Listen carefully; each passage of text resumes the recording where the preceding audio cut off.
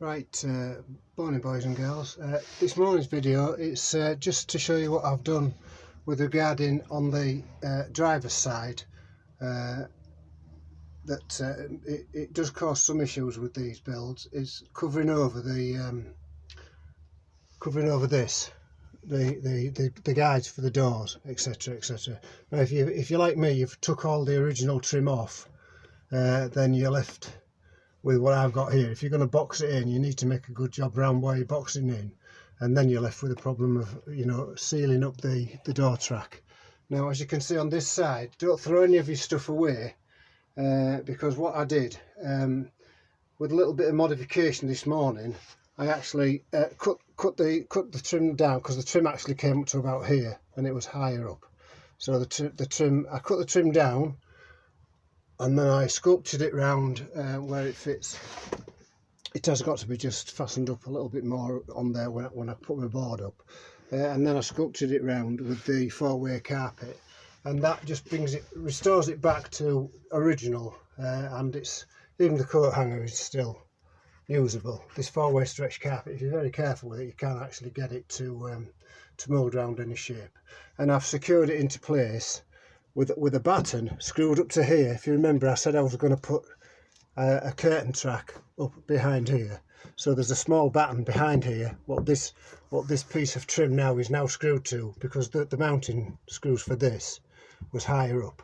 So I've covered over the holes that was originally there, the mounting holes, and I've put this new batten behind it, and that in turn is going to have a hanging curtain track behind here. So the curtain runners and the track will all be hidden behind here, and the actual curtain itself, when it's not in use, will be tied back here, which although you notice it now simply because that's all there is to look at, but the curtain will eventually hang down here, and this part here will probably inevitably going to get carpeted. I'm not quite sure about that, because I may be using some trim paint, and I may be painting all the trim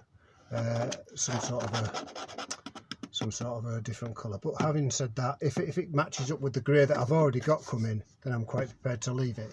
But I'm sure you'll agree that's turned out to be quite a nice tidy little job. There will be an extension to this coming along here, another batten going along here for the other side of the curtains. There's going to be two separate curtains, so whether one will join here or whether it'll go down to the back, I haven't decided yet. That's another interior light which I'm going to do, so that when you open the doors to get in, the back doors, the courtesy lights will come on at the back, but it'll be a brighter light to light your way in.